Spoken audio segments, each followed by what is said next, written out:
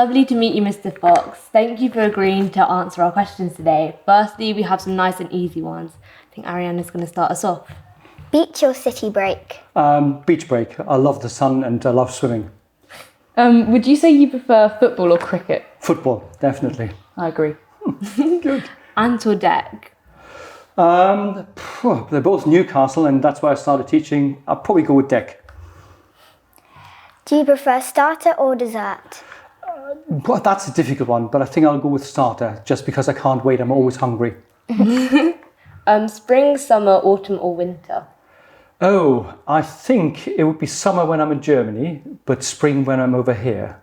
So different countries, I prefer different seasons. It is very hot at the moment. It is very hot at the moment, yes. And we always complain it's either too hot or too cold. Is it true that you're from Germany? Is it true? It is true, yes. I was born in Germany. I was born in a place called Rostock, which is a port city off the coast of the Baltic Sea. But I've actually spent more time living in the UK than I have living in Germany. So yes, it's true. Why did you choose to become a teacher?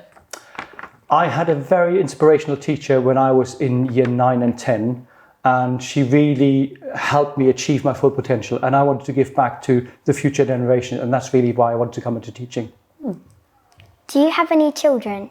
I have children. I've got a son who's 22 now. He had a couple of years playing as a professional footballer, both here in the UK and in Germany, and he's now studying languages at university. And I've got a daughter who is 21 now, and she's doing an apprenticeship to be an accountant. And my stepson is 13 years old now. What activities do you like to do as a family? We like traveling. I like traveling all around the globe. In fact, when I was 25, I was lucky enough to take a year out and do a trip around the world, which was fantastic, just to experience different cultures. And I like being sporty. I like swimming, running, a lot of cycling. That's what I like to do. And when I have time, I like to read a good book. Do you like cooking? I do. I don't like the tidying up afterwards, but I enjoy the cooking and I enjoy experimenting while I cook. Yes, I do. What would you say is your favourite dish to cook, if you had to pick one? I think there's a difference between my favourite dish or my best dish. Yeah. I think my favourite dish would be probably fisherman's pie because I like fish. Nice. My best dish would probably be something very straightforward, German, bratwurst and sauerkraut or something like that because it's fairly easy to do. Do you have a hidden talent? Probably not a talent as such. No, I don't think I've got a talent in the sense of no one else is able to do that. I like being sporty, and a few years ago I did a few Ironman triathlons, which is not a talent as such, but I suppose a sporty challenge. What do you like to do in your spare time? As I said, I like reading and I like doing exercise. Anything with a racket. I play tennis, I play squash, I play table tennis. And I like to cycle. So a lot of sport, being outside, but also reading a good book. At Burgess Hill, we like to challenge ourselves. Do you like challenges? I like challenges, and I suppose I've just talked about one challenge being the Ironman challenge. In many ways, I suppose coming here as a new head is a challenge, and I think it's important that people don't stand still because that you've got to develop as a person and ultimately try to give back to society and try to help society move on and do your best that you can do. So challenging, I think, is very important. It's something that I'm passionate about for all the girls to do at the school. So why is it you've chosen to spend your career working in all-girls schools? My own daughter went to an all-girls school from a very young age, and I've seen the transformational change in her. And that's why I wanted to work in a girls' school. I think girls thrive on positive relationships, and I really enjoy the strength of the bond that I think is unique in a girls' school. And having taught in girls' schools all my life, I became a passionate supporter of girls' education and ultimately an advocate for equality. So what do you like about the school and what do you think we could do better? I think we'll be here a very long time talking about the many benefits of Burgess Hill Girls. I think Burgess Hill Girls is a school that doesn't do things by half. It really pushes the girls to be inspired and to achieve their full potential. That's right, isn't it? And I think what Burgess Hill School does, unlike many other schools, it recognises the importance of soft skills such as creative thinking and emotional intelligence and resilience. And that's really important. And when I was talking to the school officers this morning, talking about the race to the sun, for example, it's clear that those events play as much of a part in the school life as the academic achievements. And I think that's very important in today's world. So what do you find is like the most important thing that goes into running a school? If you had to pick one, I know it's quite... That's difficult because it's a huge array of things you need to consider. And I think it will be different from head to head. I think for me, it is forging excellent relationships so that people feel valued, because ultimately it's the people who make the community. And the second aspect for me is excellent communication. So communicating with the governors, communicating with you girls, with the parents, with staff, because that's how you can get the best out of everybody, and that's how you ensure that everybody pulls in the same direction. And I think by involving everybody in communication, you create a sense of belonging. And then the wider context, communicating with the media and with the agents to ensure that Burgess Hill Girls retains its excellent reputation in the local area and beyond. I know we were talking about this a bit this morning, but how do you think you will get involved with the boarding community?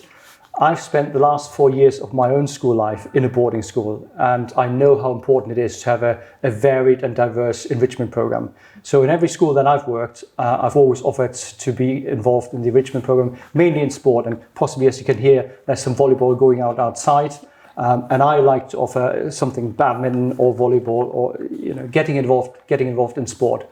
What's important for me, though, is for the boarding community to really feel integrated into the school, to really feel a part of it. And I think that links to the whole issue of inclusion. And that's something that I'm passionate about and want to make sure that the boarders, for whom the school is the home from home, really feel a well-integrated part of the school. So what are some goals that you have in mind for the school in upcoming years?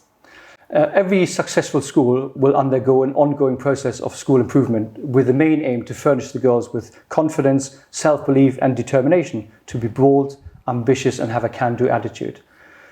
We will need to continue to invest in first-class facilities and use innovative approaches to stretch the girls physically, mentally and creatively. I would like to see Burgess Hill Girls to be the #1 school of choice for the parents locally, but also to have a school that has an international reputation for good holistic education. What will you do to increase awareness and improve diversity and inclusion at the school? We talked about it this morning when I was meeting all the school officers, and I'm aware that as the head I set the tone for the diversity and inclusion agenda, but I believe it's everybody's responsibility to contribute to it.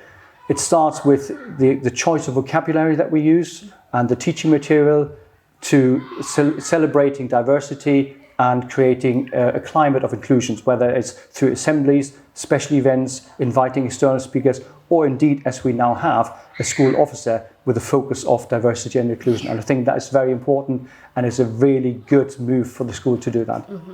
Okay, so finally, we have some additional questions from the pupils and the parents at school. Okay.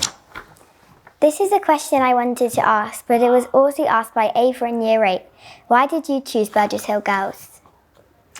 I've always worked in girls' schools throughout my teaching career, and when I felt ready to become a head, it was a logical choice to want to apply to a girls' school. I've always preferred working in a school that's an all-through school, where you have a junior section and a senior school, and indeed the sixth form, which I think is important because it creates a community feel.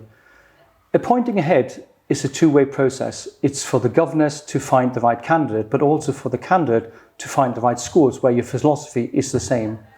I've always wanted to work in a school where the ethos is based on recognizing each child's potential, providing the best opportunities for all the girls to flourish, and expecting the best of everyone. And I think those ideals resonate with the intrinsic values of Burgess Hill Girls, and that's why I want to come and work here. So this question's been asked by Dr. Verma. What is Mr. Fox going to change in the school curriculum and PE? That's a very interesting question, but for any new head coming in, it will take a while to build up a detailed knowledge of all aspects of the school, which obviously Mrs. Leyburn acquired over 36 years of excellent service. So I don't intend to come in September and change the curriculum.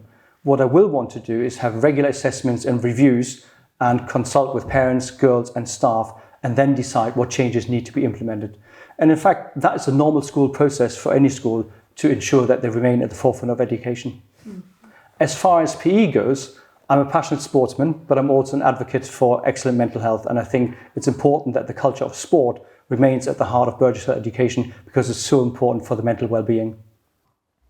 Okay, so this is a question from Mrs. Everett. How will you ensure that the change in leadership style and approach does not change the brilliant culture of support, encouragement and kindness that runs throughout the school?